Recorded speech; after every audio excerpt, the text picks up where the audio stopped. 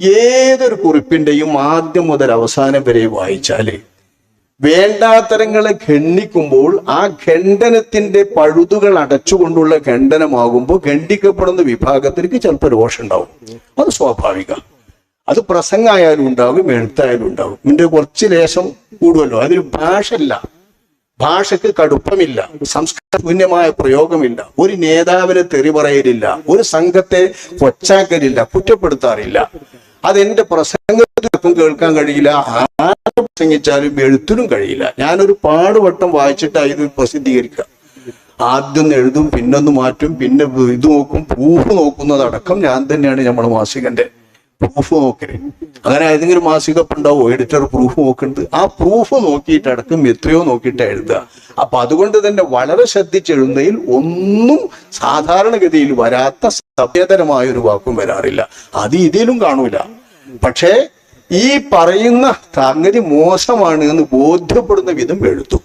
അത് എഴുതിയിട്ടുമുണ്ട് ഈ കാര്യം. ഏതെങ്കിലും ഒരാൾ പറയുമ്പോൾ എന്റെ പ്രസംഗത്തിൽ ഈ പ്രയോഗം തെറ്റ്, ആ പ്രയോഗം സഭ്യേതരം, ആ പ്രയോഗം സംസ്കാരശൂന്യം എന്ന് കാണിക്കാൻ കഴിയുമെങ്കിൽ അവരെയാണ് നമ്മൾ പ്രത്യേകം പരിഗണിക്കേണ്ടത്. അവരെ നമ്മൾ ശ്രദ്ധിക്കേണ്ടതുണ്ട്. ഓല് പറഞ്ഞാൽ നമ്മൾ കേൾക്കണം. അതാരും പറയണില്ല, അങ്ങോട്ട് എഴുതുക, അങ്ങനെ ആക്കി ഇങ്ങനെ ആക്കിയത്. ആ കൂട്ടത്തിലുള്ള പ്രചാരണമാണ് ഈ പരുഷമാവുന്നു, മൃദു സമീപനം ഇല്ലാതെ പോകുന്നു എന്ന് പറഞ്ഞേ. പിന്നൊന്ന് സമ്മതി നമ്മൾ ചിന്തിക്കേണ്ടതുണ്ട്. മൃദു സമീപനം വഹാബികളോടുള്ള മാതിരി അകത്തുള്ളവരോട് ഉണ്ടാകണമെന്നില്ല.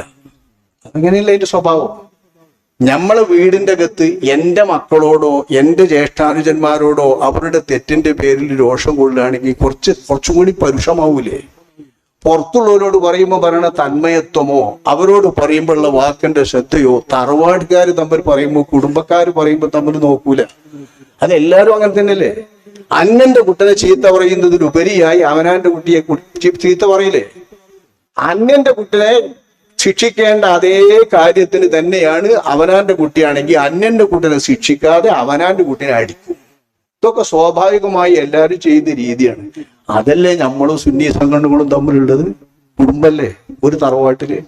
അപ്പൊ തറവാട്ടുകാരായ ആളുകള് ആധുനിക സമസ്തക്കാര് വേണ്ടാത്തരങ്ങൾ ചെയ്യുമ്പോൾ ധാർമ്മിക രോഷത്തിൽ അവരോട് ഒന്നുകിൽ ജ്യേഷ്ഠൻ, അല്ലെങ്കിൽ അനുജൻ, അല്ലെങ്കിൽ ബാപ്പ, അല്ലെങ്കിൽ മകൻ, ഇവരല്ലേ പറയാ.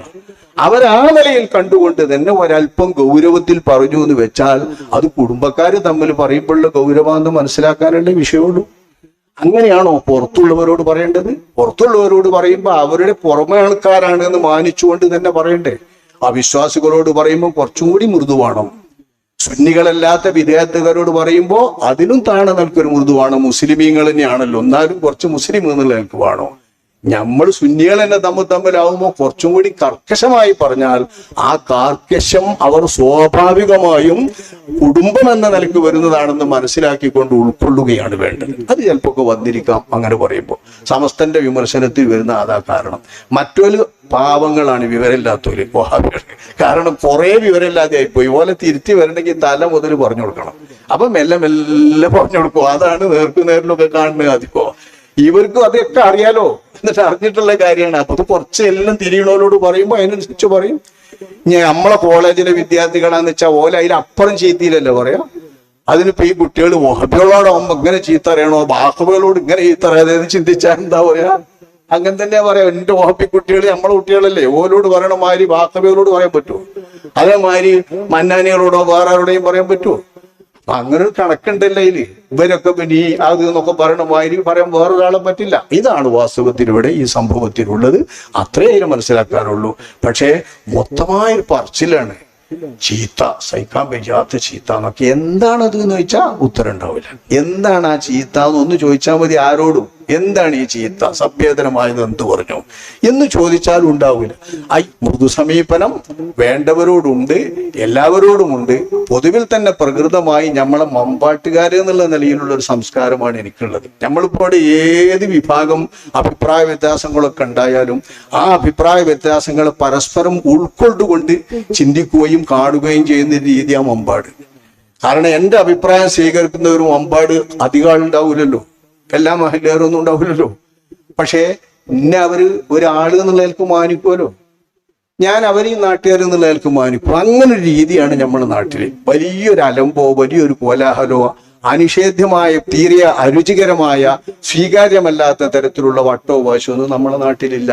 സാംസ്കാരികമായി ശരിക്കും സംസ്കാരപരമായി തന്നെ നമ്മുടെ നാട്ടിൽ പെരുമാറ്റമുള്ളൂ. ആ ഒരു പെരുമാറ്റത്തിന് ഒരിക്കലും എവിടെയും ഞാൻ ഹാനി സൃഷ്ടിച്ചിട്ടില്ല എന്നുള്ളത് തിരുവനന്തപുരം മുതൽ കാസർഗോഡ് വരെയുള്ള പരിപാടികൾ ഞാൻ പങ്കെടുത്തിട്ടുള്ള ആളുകൾക്കറിയാം.